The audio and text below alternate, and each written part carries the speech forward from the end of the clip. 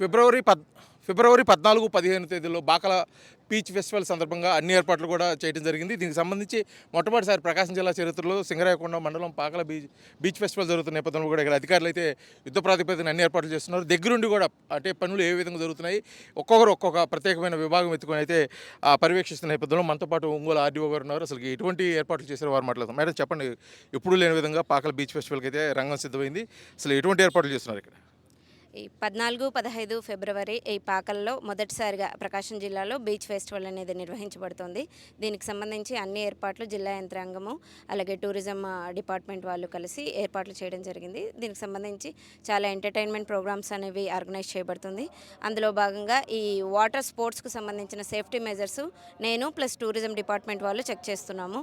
దానికి సంబంధించి ఏర్పాట్లు ఎలా ఉన్నాయి, వాళ్ళకు సేఫ్టీ గేర్స్ ఏమున్నాయి, వాళ్ళు ఎలాంటి మెకానిజమ్స్ని తీసుకుంటున్నారు, ఎలాంటి పీపుల్ని మనము సముద్రంలోకి అలో చేస్తాం, అవన్నీ వాళ్ళతో అడిగి తెలుసుకోవడం జరుగుతుంది. అదొకసారి పర్యవేక్షించడం జరుగుతుంది. మొత్తం మేడం గతంలో ఎన్నడూ లేని విధంగా కూడా స్పీడ్ బోటింగ్, అదేవిధంగా పారాగ్లైడింగ్ ఇలాంటి కొద్దిగా రిస్కీ గేమ్స్కి అయితే శ్రీకారం చుట్టారు.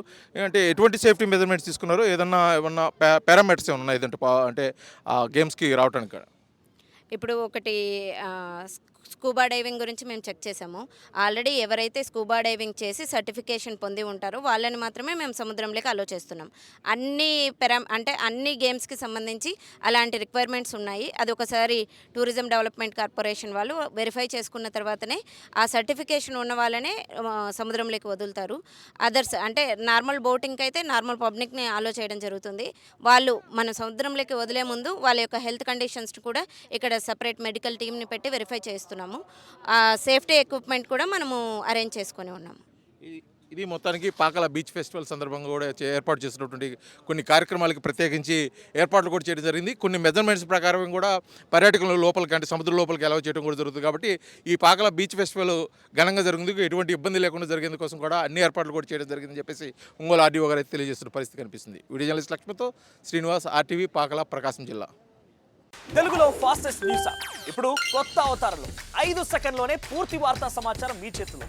సోషల్ మీడియా ట్రెండ్స్ మీ కళ్ళ ముందుకే live TV and voice search ఆప్షన్స్తో ఇప్పుడే డౌన్లోడ్ చేయండి. యాప్ లింక్ డిస్క్రిప్షన్లో ఉంది.